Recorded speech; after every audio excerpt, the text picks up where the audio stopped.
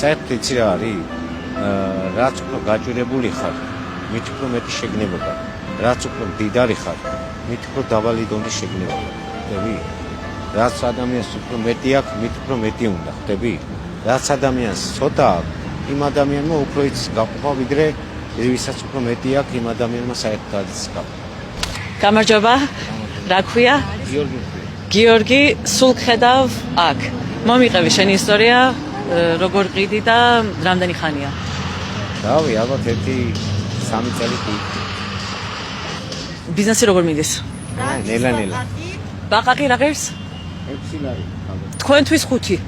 მე სპარში მუშაობ სხვათა შორის და იქიდან მე საღამოთი ხოლმე 6 საათამდე ვარ იქ. 6 საათის მერე გადმოდივარ ხოლმე აქ ჩემი ჯიბის ფუშოურობ, რომ სხვა საფრთხო ან ყავა მიყიდე, ან კოკა-კოლა, ან რაღაცა და ესე მოვდივარ ხოლმე აქ. ზოგჯერ ძალიან საწყენი ადამიანი რო გეუბნება ამას რას ყიდიო. ეგ მაგის საქმე არაა, წავიდეს გაიაროს აისე. მე იმას ვეუბნები, რომ ჯიბეში სიგარეტის ფული გააქვს. ვარ ვეუბნები, არა მე ჩემი შრომით რაღაცას ვახცებ. შოური.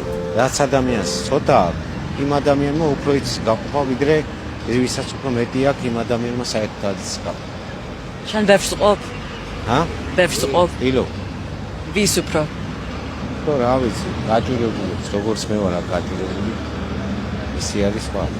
რატო გინდა რომ სხვას გაუყო? იცი რატო მინდა, ჩემო კარგო, აი ესე არ მინდა რომ ვიღაცამ ნაგავში იქექებოდეს და იღებდეს და პუშ ჭამდეს იქიდან რა. მაგიტომ აი ესეთ ხალხს სადაც ვნახულობ, ედის უსპიცავალ, მამის უსპიცავალ, ყველას ვთილობ დავეხმარო. 10 ლარია, 20 ლარია მე ყველას უყო. ხდები, აი ეს ცხოვრება ესეთია, იმ ცხოვრებას ვერ შეცვლა. ოცნება გაქვს რამე? არა. მე ოცნებები არ მაქვს, ჩემი ოცნებები უკვე ჩავარდნილია. სამწუხაროდ. რა ოცნება გქონდა რაც ჩავარდა? დიდი არაფერი არ მქონია, ეგ ოცნება მე ჩემის დეგავ. მაგრამ რატო ჩაგევარდა? ეს ქვეყანა ხო იცი როგორც არის. როგორია? ისა და ვერსად ვერ მიდიხარ. ეს გაჭირება ისე ამ ხაფანგში გდოვს. ესმის ამის იქით ვერ ადიხარ. ეს გაჭირება სულ არის. ჩემი ძმაკაცი მუშაობს, იცისა და მუშაკ მუშაობს.